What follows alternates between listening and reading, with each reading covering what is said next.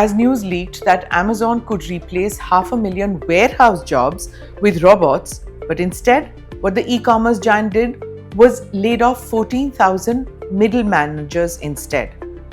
Amazon had about 1.56 million full-time and part-time employees at the end of last year. Its corporate workforce included roughly 350,000 employees. Now it's all AI. Artificial intelligence isn't just helping people work faster, it's quietly replacing them. Geoffrey Hinton, one of the founding fathers of modern AI, says companies will have no choice but to replace humans with AI to stay profitable. Is AI efficiency just another word for layoffs? Who truly benefits from the AI boom? Can $20 subscriptions pay for trillion-dollar investments? Do AI data centers really create long-term jobs? This is Quick Take, your quick guide. I'm Smita Prakash.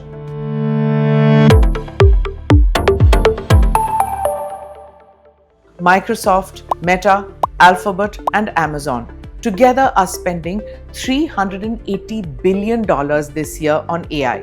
This money isn't going into fun chatbots or experimental projects.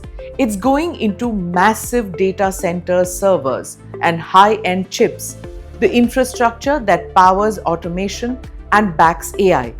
But here's the catch. These investments have to be paid for, right?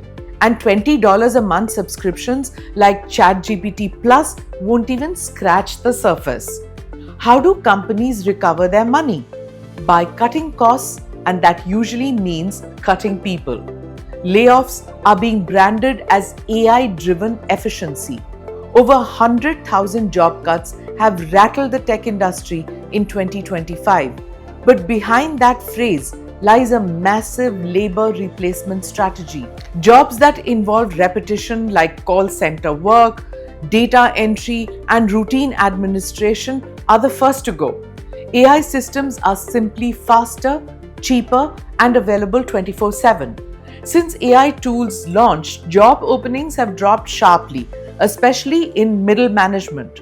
While speaking to Bloomberg, Geoffrey Hinton warns that this isn't like past technological revolutions. Earlier, when machines replaced jobs, new industries emerged to absorb workers. This time, that safety net might not exist. The scale of automation is enormous, and the pace is much faster than before. Meanwhile, tech giants are racing to outspend each other. Amazon Web Services plans to invest over $5 billion in South Korea alone to build AI data centers by 2031. Google plans to spend $15 billion in India.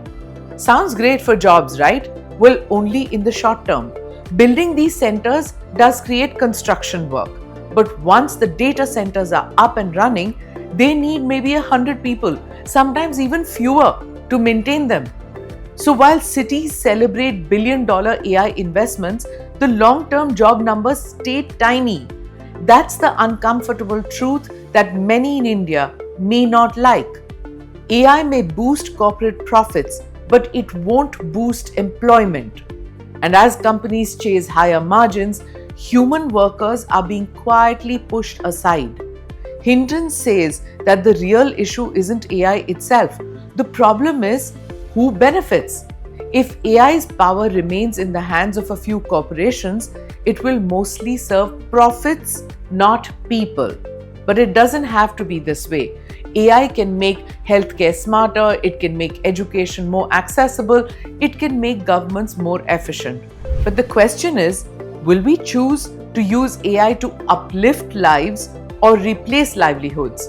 That is, if there is a choice left for any country, any government, any corporation.